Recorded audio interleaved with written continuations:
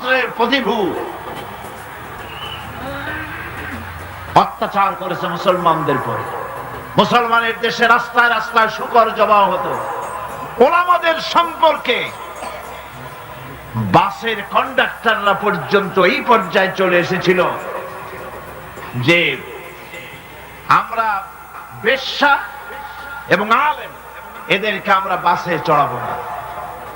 এভাবে করে ওলামাদেরকে ঘৃণা করা হলো, মহিলাদেরকে বেইজ্জত করা হলো, বেপর্দা করা হলো।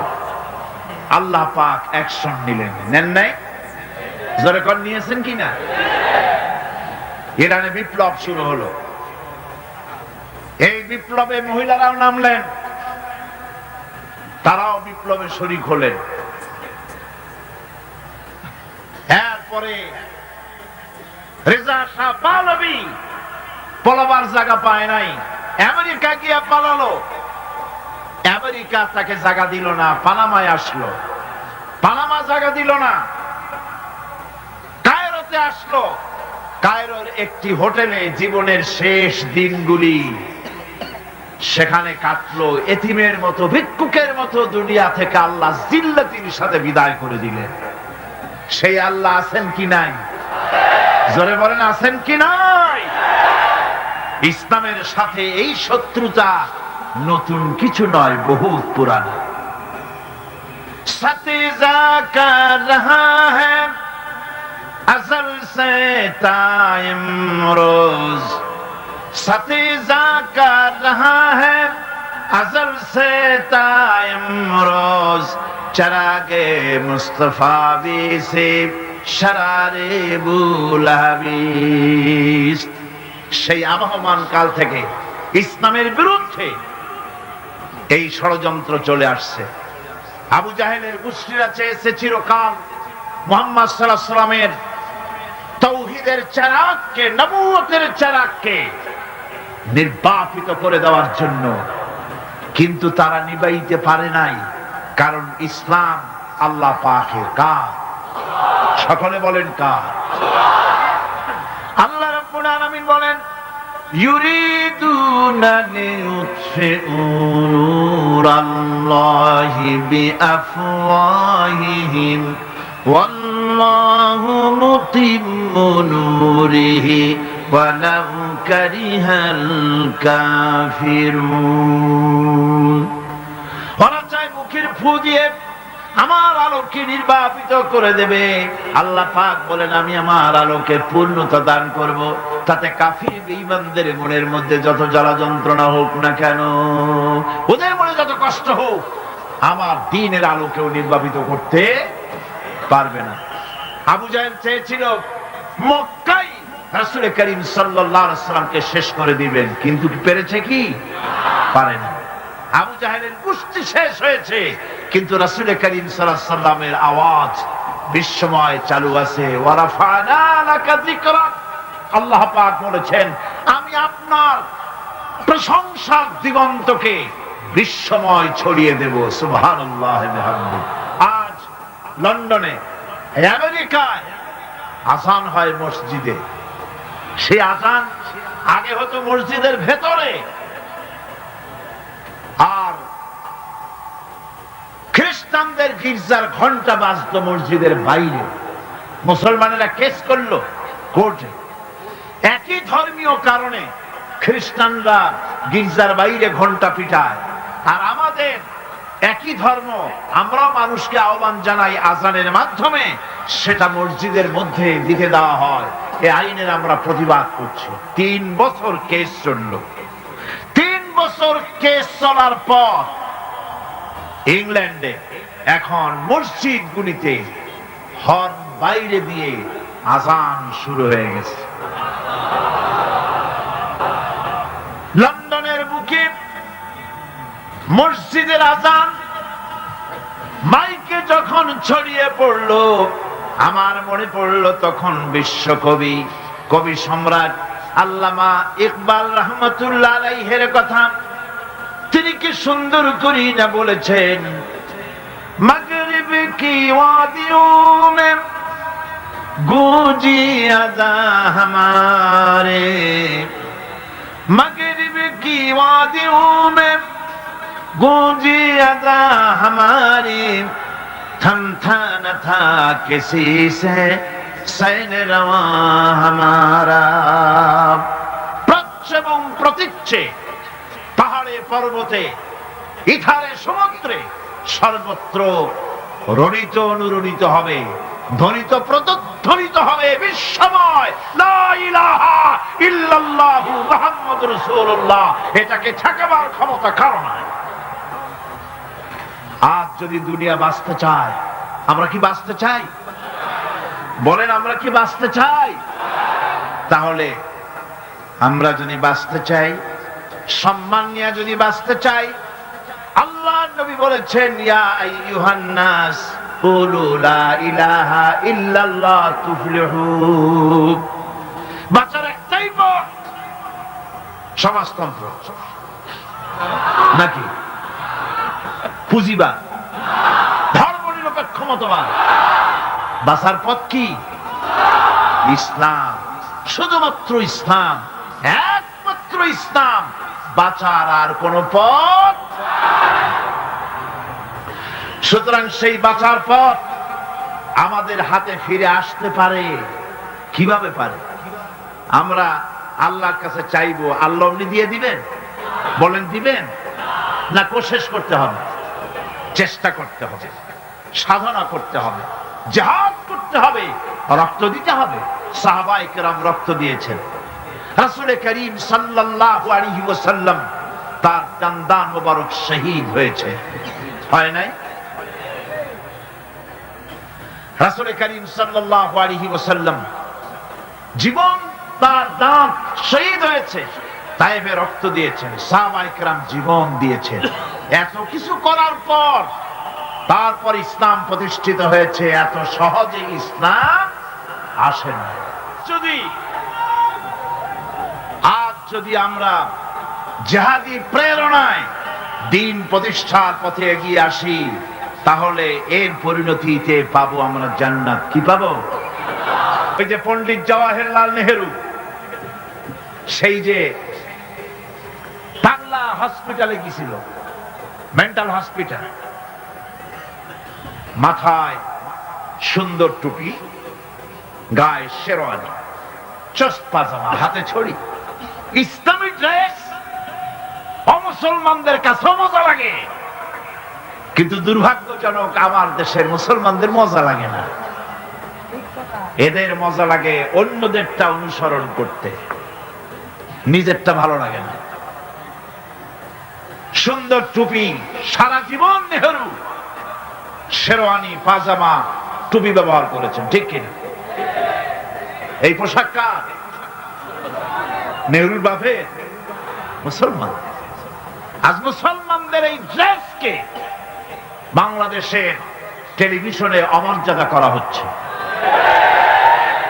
আমি পার্লামেন্টে যখন এই কথা বললাম যে বাংলাদেশের টেলিভিশন মুসলমানদের দাড়ি আর টুপি নিয়ে উপহাস করে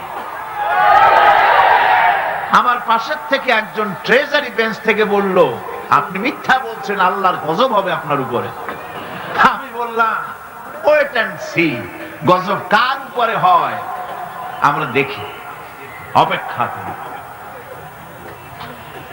ভিলেন পার্টে যে অভিনয় করে টিভিতে নাটকে সিনেমায় একটা খারাপ চেয়ারম্যান একটা খারাপ লোক অভিনয় করার জন্য যাকে আনা হয় তার মাথায় একটা টুপি থাকে কিনা টেলিভিশনে থাকে কিনা লম্বা একটা জামা থাকে কিনা মুখে দাড়ি থাকে কিনা কাঁধে একটা রুমাল থাকে কিনা এবার আমি প্রশ্ন করি মুসলমানদের মাথার টুপি কি জামাত ইসলামী মুসলমানদের দাড়ি আর লম্বা জামা কি শিবিরে এই দাড়ি আর টুপি বিশ্বনবী মুহাম্মদ রাসূলুল্লাহ সাল্লাল্লাহু আলাইহি ওয়াসাল্লামের সুতরাং 12 কোটি মানুষের 12 কোটি তাওহীদি জনতার 12 কোটি তাওহীদি জনতার রেভিনিউ নিয়ে তাদের ট্যাক্স নিয়ে রাসূলুল্লাহর সুন্নতের সাথে যারা বেয়াদবি করে আল্লাহ রাব্বুল আলামিন অবশ্যই আযাব এবং গজবে তাদেরকে নিবেদিত করবেন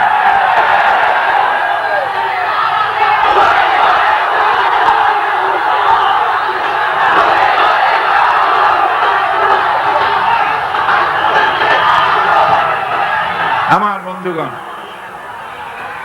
পণ্ডিত নেহেরু হসপিটালে গিয়েছে। পাগলেরা জিজ্ঞেস করছে, এত সুন্দর কেতাদুরস্ত লোক তো দেখে নাই, তুমি কে গো?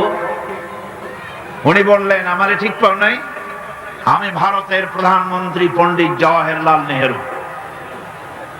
এক পাগল অনেক সময় আপাদমস্তক নিরীক্ষণ করে দেখে বলছেন, ও সেই কথা, তা ঠিক আছে, আমরাও যখন এখানে এসেছিলাম তোমার মতো এরকম লম্বা লম্বা কথা আমরাও বলতাম, থাকো আমাদের কাছে কিছুদিন, তোমার মাথাটাও ঠান্ডা হয়ে যাবে।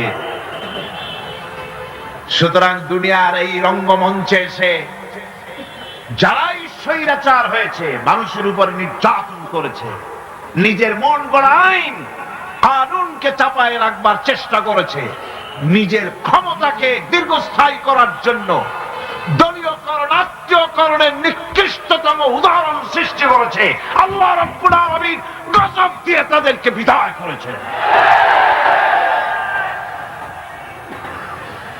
সুতরাং এই পৃথিবীর রঙ্গমঞ্চ, এইখানে আল্লাহ পাক কোন জালিমকে বরদাস্ত করেন নাই, ঠিক কিনা কন? আল্লাহ রাব্বুল আলামিন তাই ঈমানে সমৃদ্ধ লোকদেরকে রব্বুল আলামিন তাদেরকে শুনান, ভয় পায় না। এ ধরনের জুলুম করেছিল ফেরাউন, ডুবাই দিছি তারে। জুলুম করেছিল নমরুদ, নমরুদকে মারার জন্য কোন জেনারেল লাগাই নাই, একটা খোড়া কর্নেল দিয়েই শেষ করে দিছি। দিছে কিনা? একটা ঠ্যাং ভাঙ্গা মশাই শেষ করছে না? একটা ঠ্যাং ভাঙ্গা মশাই শেষ করে দিল। আবু জাহেলের গোষ্ঠী শেষ হয়ে গেল, জামাল নাসের গেল, মোস্তফা কামাল পাশা গেল, রেজা শাহ পাহলভী গেল। তাদের প্রেতাত্মা যারাই দুনিয়ায় যেই মঞ্চে আসলো আল্লাহ বিদায় করে দিলেন। কিন্তু এমনই দুর্দশা, যে যায় লঙ্কা সেই আর মানুষ হালে ফেরে না। যাওয়ার আগে খুব দোয়া করে, আল্লাহ আর একটা বার, কিন্তু গেলে আর উস থাকে না, ঠিক কিনা? আমার বন্ধু, ভয় পাওয়ার কারণ নাই। কোরআনে কারীম পরিষ্কার করে ঘোষণা করছেন, আল্লাহ রাব্বুল আলামিনের নবী তাকেও কাফির বেঈমানেরা দুনিয়া থেকে মিটাই দিতে চেয়েছে। হিজরতের রাতে হযরত আবু বকর সিদ্দিক রাদিয়াল্লাহু তাআলা আনহুকে সঙ্গে করে নিয়ে নবীজি সর পাহাড়ে চলে গেলেন। ফজর হয়ে গেল। হযরত আবু বকর বলেন, হুজুর আর বাঁচার উপায় নাই, কাফেররা দেখে ফেলবে, এখনই পালাই, গুহার মধ্যে ঢুকি। এই গুহার ভিতরে সাপ থাকতে পারে, বিচ্ছু থাকতে পারে, আমি আগে ঢুকি, সাফ করি, যদি কোনো বিপদ হয় আমার উপর থেকে হয়ে যাক, আল্লাহর নবী বেঁচে থাকুন।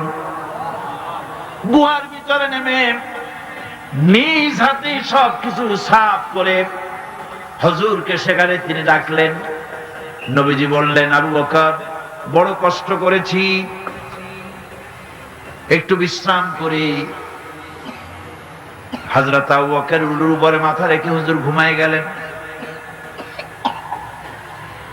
রাসূল করিম সাল্লাল্লাহু আলাইহি ওয়াসাল্লাম ঘুমিয়ে আছেন। কাফেররা খুঁজতে খুঁজতে এসে গেছে।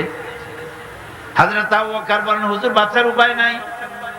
কাফেররা গুহার দরজা পর্যন্ত এসেছে, আমরা তো ধরা পড়ে গেলাম। হুজুর বলেন, ভয় পেও না, চিন্তা করো না, ইন্নাল্লাহা মা'ানা, লা তাহজান, ইন্নাল্লাহা মা'ানা। কোনো চিন্তা করো না, পেরেশান হয়ো না, আমরা মাইনরিটি নই, আমরাই মেজরিটি, কারণ আল্লাহ রাব্বুল আলামিন আমাদের সাথে আছেন। কাফেররা কিচ্ছু করতে পারল না, আল্লাহ পাক হেফাজত করলেন, আল্লাহ তাকে মদিনায় আনলেন, আল্লাহ প্রেসিডেন্ট বানায় দিলেন। সুবহানাল্লাহ, সুবহানাল্লাহ কইতে ইচ্ছে করে না? দুনিয়ায় এই ষড়যন্ত্র নতুন কিছু নয়। হযরত ইউসুফ আলাইহিস সালামকে এই কোরআন সাক্ষী, কে সাক্ষী? ইউসুফ আলাইহিস সালামকে ভাইরা ষড়যন্ত্র করে কুয়ার মধ্যে ভালাই দিল। কুয়ার ভিতরে ফেলে দিল। ওরা মনে করলো কুয়ার ভিতরে ইউসুফ আলাইহিস সালাম মরে যাবেন, আর মাথা উঁচু করে দাঁড়াইতে পারবে না। কিন্তু ইউসুফ আলাইহিস সালামের ভাইরা বুঝতে পারে নাই এটা কোনো কুয়া নয়, মরণ কুয়া নয়। আল্লাহ এটাকে বানালেন একটা টানেল, একটা সুড়ঙ্গ, একটা মুখ দিয়া ইউসুফ আলাইহিস সালামের ভাইরা ইউসুফ আলাইহিস সালামকে কুয়ার মধ্যে ফেলে দিলেন। কুয়ার আরেক মুখ দিয়া রব্বুল আলামিন হযরত ইউসুফকে নিয়ে মিশরের প্রেসিডেন্ট বানায় দিলেন। আল্লাহ রব্বুল আলামিনের এই প্রচন্ড ক্ষমতা তার। ইন্নাল্লাহা আলা, সুতরাং হেদায়েত দিবেন আল্লাহ পাক।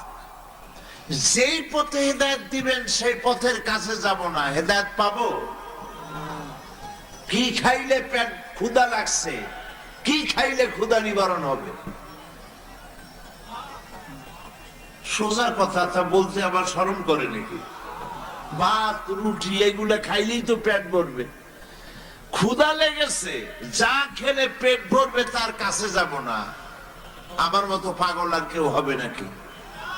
তৃষ্ণা লেগেছে, কি পান করলে পিপাসা মিটবে, সেই পানির বাড়ির দ্বারও যাব না।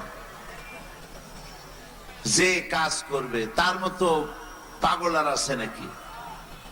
হেদায়েতের জন্য ঘুরে বেড়াবো রাস্তায় রাস্তায়, বাড়ি বাড়ি, অথচ হেদায়েতের মূল কিতাবের কাছে আসবো না। আমার হেদায়েত কেমনে হবে? কথা বুঝে আসছে? সুতরাং হেদায়েতের জন্য আসতে হবে কোথায়? কোরআনের কাছে। আর হেদায়েত পাওয়া যত কঠিন, হেদায়েতের উপরে টিকে থাকা তার থেকেও। এই জন্য রব্বুল আলামিন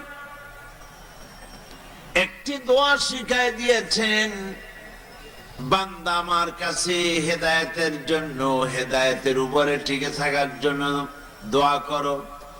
রব্বানা লা তুযিগ কুলুবানা বা'দা ইয হাদাইতানা ওয়া হাব লানা মিন লাদুনকা রাহমাতান ইন্নাকা আনতাল ওয়াহ্হাব।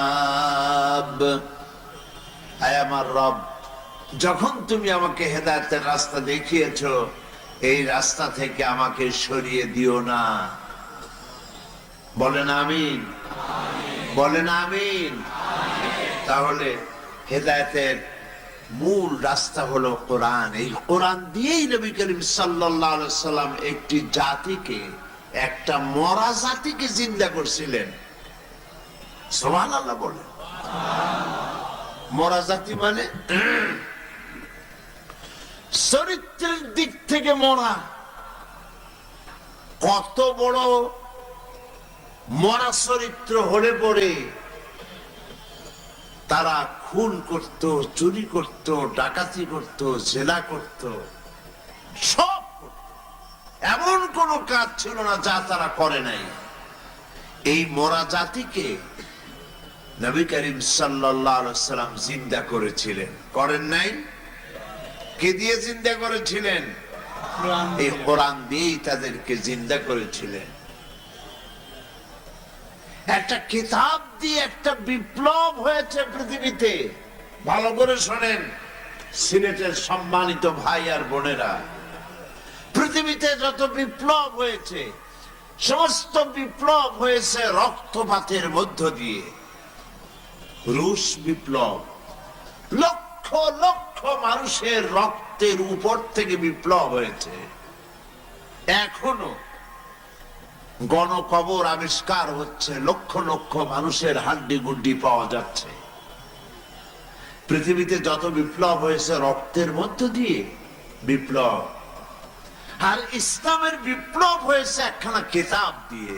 তাও সুবহানাল্লাহ বলবেন না? একখানা কিতাব দিয়ে একটা বিপ্লব হয়ে গেল। মানুষের জীবনের মোড় ঘুরে গেল, মানুষের জীবনের লক্ষ্য উদ্দেশ্য সব মূল পথে ফিরে এলো এই কোরআন দিয়ে। আপনারা জানেন স্কুল কলেজ ইউনিভার্সিটিতে সিলেবাসে অনেক বই থাকে। সিলেবাসের এতগুলি বই পড়ে তারপরে কি তৈরি হয়? বিজ্ঞান, বিজ্ঞান পড়তেছে, দর্শন পড়তেছে, অঙ্ক পড়তেছে, ভূগোল পড়তেছে, ইতিহাস পড়তেছে, সাহিত্য পড়তেছে। সিলেবাসের এত বই পড়ে পড়ে কি তৈরি হচ্ছে? ভালো বেশি হচ্ছে না খারাপ বেশি হচ্ছে? আপনারা বলেন। খারাপ বেশি হচ্ছে। অস্ত্রধারী হচ্ছে, চোর, ডাকাত, গুন্ডা, ধর্ষণের সেঞ্চুরি করতে পারে এরকম সাহসী ছেলে তৈরি হচ্ছে। নাউজুবিল্লাহ, নাউজুবিল্লাহ। সিলেবাসের এত বই পড়ে এই ধরনের প্রোডাকশন তৈরি হচ্ছে, এই ধরনের প্রোডাকশন বেরিয়ে আসতেছে শিক্ষাঙ্গন থেকে। নবী করিম সাল্লাল্লাহু আলাইহি সাল্লামেরও একটা শিক্ষাঙ্গন ছিল। সেই শিক্ষাঙ্গন, সেই বিশ্ববিদ্যালয়ের নাম আমি আমার আলোচনার মধ্যে বলি। নবী করিম সাল্লাল্লাহু আলাইহি সাল্লামের বিশ্ববিদ্যালয়ের নাম ছিল আল হেরা ইউনিভার্সিটি। এই আল হেরা ইউনিভার্সিটির ভাইস চ্যান্সেলর ছিলেন মুহাম্মদ রাসূলুল্লাহ সাল্লাল্লাহু আলাইহি ওয়াসাল্লাম, আর চ্যান্সেলর স্বয়ং আল্লাহ রাব্বুল আলামিন। সিলেবাস ছিল, সিলেবাসে কিতাব ছিল মাত্র 2 খানা। সিলেবাসে কিতাব ছিল মাত্র 2 খানা। একখানা কোরআন আর একখানা নবী করিম সাল্লাল্লাহু আলাইহি ওয়াসাল্লামের সুন্নাত আর হাদিস। এই সিলেবাসের 2 খানা কিতাব পড়ে কি সব ছাত্র তৈরি হলো তা কি আপনারা দেখবেন না শুনবেন? একটু দেখেন। তবে এখানে আমি দেখাতে পারবো না। মনের চোখ ইতিহাসের পাতায় ফিরিয়ে দিন 1400 বছরের আবু বকরের দিকে তাকান। আবু বকর, ওমর, উসমান, আলী,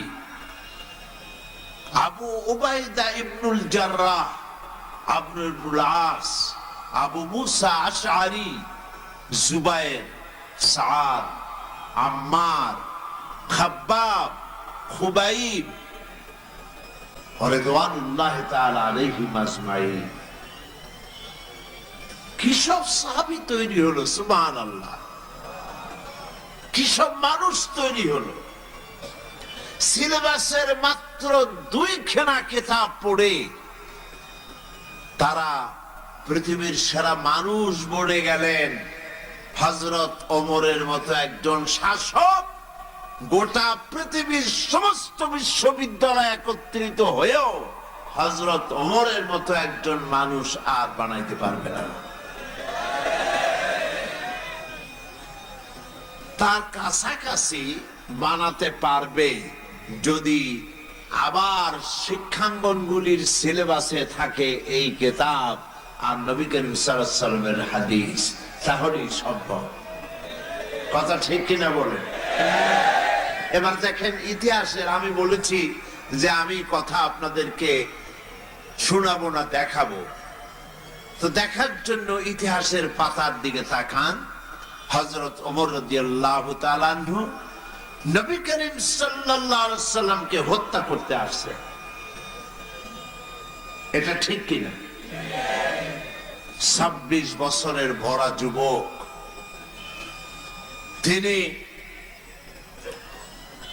নবী করিম সাল্লাল্লাহু আলাইহি ওয়াসাল্লামকে হত্যা করার জন্য এসেছেন। কোরআন শরীফ তার কানের মধ্যে ঢুকলো। কোরআনের আওয়াজ শুনে তিনি কোরআন পড়লেন, কোরআনের পাতা পড়লেন। আমি ঘটনা শোনাবো না, এটা তো আপনাদের জানা ঘটনা। আমি যাচ্ছি ভিন্ন দিকে। কোথায় আপনাদের নিয়ে যাচ্ছি শুনলে পরে বুঝবেন। হযরতে ওমর কোরআনে কারিমের পাতা হাতে নিয়ে যখন পড়লেন, তাহা মা আনজালনা আলাইকাল কুরআনা লিতাশকা। কোরআনে কারিমের এক একটা আয়াত পড়তেছেন আর তার রক্তহীন শীতল হয়ে আসতেছে, উত্তেজিত রক্ত, রক্তচক্ষু। নবী করিম সাল্লাল্লাহু আলাইহি ওয়াসাল্লামকে যেখানে পাবেন সেখানে হত্যা করবেন। এখন এক একটা আয়াত তেলাওয়াত করছে, শক্তি নিস্তেজ হয়ে আসতেছে, রক্তহীন শীতল হয়ে যাচ্ছে। হঠাৎ করে তার নিজের অজান্তে চোখ থেকে পানি দরদর করে পড়া শুরু হয়ে গেছে। নবী করিম সাল্লাল্লাহু আলাইহি ওয়াসাল্লামের কাছে এলেন, তিনি প্রশ্ন করলেন, ওমর, হাতে তরবারি তোমার কি মতলব নিয়ে এসেছো? হযরত ওমর বললেন, কুমতলব নিয়ে এসেছিলাম। কিন্তু কোরআনে কারিমের আয়াত শুনে, কোরআনের সংস্পর্শে এসে আমার জীবনের ভুল ধরা পড়েছে। জীবনের 26টা বছর জাহালাতের মধ্যে কাটায় দিয়েছি, আমি এখন ইসলামের আলো পেতে এসেছি, মুসলমান হওয়ার জন্য এসেছি। নবীজি বললেন, ওমর, পড়ো লা ইলাহা ইল্লাল্লাহু মুহাম্মাদুর রাসূলুল্লাহ।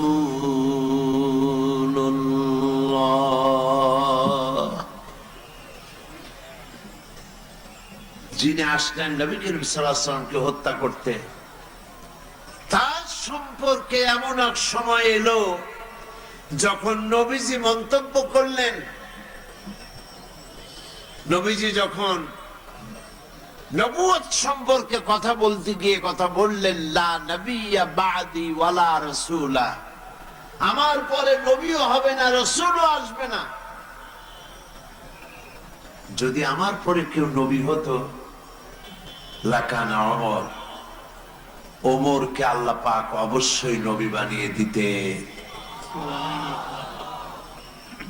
লক্ষ্য করেছেন হযরত ওমর কোথায় ছিলেন আর কোথায় চলে গেলেন? কিতাবে এসেছে হযরত ওমর রাদিয়াল্লাহু তাআলা আনহুর জামানায় হযরত আলী রাদিয়াল্লাহু তাআলা আনহু তিনি স্বপ্নে দেখছিলেন, স্বপ্ন দেখছেন যেন তিনি মুহাম্মদ সাল্লাল্লাহু আলাইহি ওয়াসাল্লামের পেছনে ফজরের নামাজ আদায় করছেন। এটা হযরত আলীর স্বপ্ন। স্বপ্ন দেখে স্বপ্নের ভেতরে তিনি নামাজ পড়লেন রাসূলের পেছনে। নামাজ শেষ করে তিনি বেরিয়েছেন। মসজিদের দরজা আসার পর তিনি দেখলেন এক বুড়ি দাঁড়ানো, হাতে এক ঝুড়ি খোরমা। বলছেন ওমর, বলছেন আলী, এই খোরমাগুলি নিয়ে যাও, আমার নতুন বাগানের খোরমা। নবী করিম সাল্লাল্লাহু আলাইহি ওয়াসাল্লামকে দিবে, তিনি নিজে খাবেন এবং সাহাবায়ে কিরামদেরকে দিবেন। এতে করে আমার বাগানে আল্লাহ পাক বরকত দান করবেন। হযরত আলী ভিতরে ঢুকলেন। স্বপ্নটা বাস্তব, স্বপ্ন দেখতেছেন, আপনারা খেয়াল রাখেন। কিন্তু নবী করিম সাল্লাল্লাহু আলাইহি ওয়াসাল্লামের কাছে গিয়ে হযরত আলী পাত্রটি দিলেন আর ওই মহিলার কথা শোনালেন। নবীজি পাত্র থেকে একটি খোরমা হাতে তুলে হযরত আলীর মুখে দিয়ে দিলেন। হযরত আলী খোরমাটা চিবুচ্ছিলেন। ঠিক এমন সময় ফজরের আজান হয়ে গেল। ফজরের আজান হযরত আলীর কানে এসেছে, ঘুম ভেঙে গেল, কিন্তু রসুলের হাতের দেওয়া খোরমার স্বাদ তখনও তার মুখের মধ্যে ছিল। তিনি উজু করলেন, ফজরের নামাজ পড়ার জন্য মসজিদে নববীতে পৌঁছে গেলেন। ইমামতি করতে দেখছেন কাকে? হযরত ওমর রাদিয়াল্লাহু তাআলা আনহু। তার জমানায় এসব। হযরত ওমর ইমামতি করছেন, ফজরের নামাজ শেষ হয়েছে, মাসনুন তরিকা অনুযায়ী হযরত ওমর রাদিয়াল্লাহু তাআলা আনহু সালাম ফিরিয়ে পেছনের দিকে ফিরেছেন। হযরত আলী ফজরের পরে মাসনুন দোয়াগুলি পড়ে সকলের আগে বেরিয়ে গেছেন। মসজিদ থেকে বেরোবার সাথে সাথে দেখেন দরজার কোনায় এক মহিলা দাঁড়ানো, এক পাত্র খোরমা হাতে। বলতেছে, আলী, এই খোরমাগুলি নিয়ে যাও, আমার নতুন বাগানের এগুলি। আমিরুল মুমিনিন ওমর রাদিয়াল্লাহু তাআলা আনহুকে বলো তিনি যেন নিজে খান এবং আল্লাহ রসুলের সাহাবীদের মধ্যে খোরমাগুলি যেন তিনি ডিস্ট্রিবিউট করে দেন। হযরত আলী খোরমার পাত্র নিয়ে ভিতরে ঢুকলেন, হযরতে ওমরকে দিলেন। হযরত আলী লক্ষ্য করলেন, স্বপ্নে যা দেখলাম তাই তো বাস্তব হচ্ছে। তিনি খোরমার পাত্র দিয়ে ঘটনা শোনালেন। হযরত ওমর খোরমার পাত্র থেকে একটি খোরমা তুলে হযরত আলীর মুখের মধ্যে দিয়ে দিলেন। হযরত আলী খোরমা খেয়ে বলছেন, ওমর, জিদনি তামরাতান উখরা, আমাকে আরেকটা খোরমা দাও, খেতে খুব মজা লাগছে। যা আছে এখানে খোরমা সবাইকে দিলেও আরো উদ্বৃত্ত থাকবে, দাও না আমাকে আরেকটা। হযরত ওমর বলছেন, ইয়া আলী, লাউ আন্না রাসূলুল্লাহ সাল্লাল্লাহু আলাইহি ওয়াসাল্লাম যাদা লাজিদনাক। হে আলী, নবী করিম সাল্লাল্লাহু আলাইহি ওয়াসাল্লাম স্বপ্নের মধ্যে তোমাকে যদি একটার বেশি দিতেন, আমিও তোমাকে একটার বেশি দিতাম। হযরত আলী রাদিয়াল্লাহু তাআলা আনহু অবাক হয়ে গেলেন।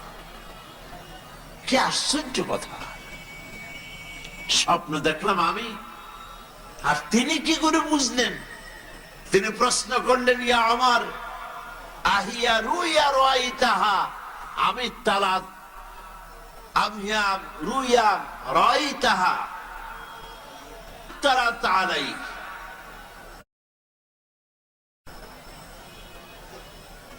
হে ওমর, এটা কি তুমি স্বপ্ন দেখেছো, না গায়েব থেকে তোমাকে তেলা করা হয়েছে, গায়েব থেকে তোমাকে জানানো হয়েছে? বিষয়টা কি? তুমি কেমনে জানলে যে আজকে রাত্রে আমি এই ধরনের স্বপ্ন দেখেছি?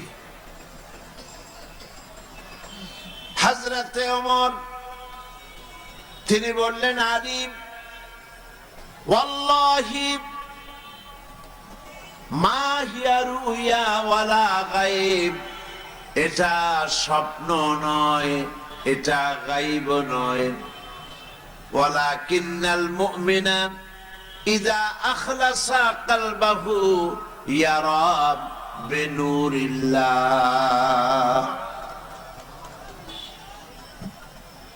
ওয়ালাকিন্নাল মুমিনা ইযা আখলাসা কলবাহু, আসল কথা হচ্ছে আমি স্বপ্নও দেখি নাই, আমি গায়েবও জানি না, গায়েব থেকেও জানানো হয় নাই। মূল কথা হলো একটি মানুষ যখন আল্লাহর গোলাম, আল্লাহর বান্দা, যখন তার ব্যক্তি, তার চরিত্র, তার নৈতিকতা সকল দিক থেকে সে আল্লাহর জন্য হয়ে যায়, তখন আল্লাহর সাহায্যেই সে দেখতে পায়। হযরত ওমর রাদিয়াল্লাহু তাআলা আনহু কোন পর্যায়ে ছিলেন আর কোথা থেকে আল্লাহ তাকে কোথায় নিয়ে গেলেন, এটা কিসের বরকতে নিয়েছেন? কোরআনের বরকতে। আর দুনিয়ায় আর মুসলমান দায়ী, কারণ মুসলমান কোরআন থেকে নিজেদের সম্পর্ক ছিন্ন করেছে, তাই আল্লাহর রহমত থেকেও মাহরুম হয়ে গেছে। এই জাতি আল্লাহ পাক চোখের পানি কবুল করেন, মানুষ তওবা করলে আল্লাহ কবুল করেন, ঠিক কিনা বলি? আমাদের দেশের মানুষেরা কাঁদছিল, তওবা করছিল, নফল নামাজ পড়েছিল, রোজা রাখছিল, বহুত কান্দা কাঁদছে। সেই কান্নার কারণে ভালো হব, ভালো পথে চলবো, কোরআনের পথে আসবো, এই ওয়াদার কারণে আল্লাহ পাক আর একটা সুযোগ অন্তত বাংলাদেশের মুসলমানদেরকে দান করেছে। আজকে 1 অক্টোবরের নির্বাচনে রেজাল্টটা এইরকম না হইয়া, চোখ বুঝে চিন্তা করেন তো, এইরকম না হইয়া যদি ওই রকম হইতো, তাফসীর মাহফিল হইতো, মাথায় টুপি দিয়া চলতে পারতেন, দাড়িওয়ালারা হাঁটতে পারতো? এ কথা মিথ্যা না সত্য? 1000 বার, লাখ বার সত্য কথা। কোরআনের কারণেই, কোরআনে কারীমের কারণেই, কোরআনে কারীমের কারণেই, চোখের পানির কারণে আল্লাহ পাক আর একবার সুযোগ দিয়েছেন। সুযোগের সদ্ব্যবহার করুন। সেই সুযোগের সদ্ব্যবহার কিভাবে করবেন? আরো বেশি লুটপাট করুন, আরো বেশি সন্ত্রাস করুন, আরো বেশি মারামারি করুন, নাকি না?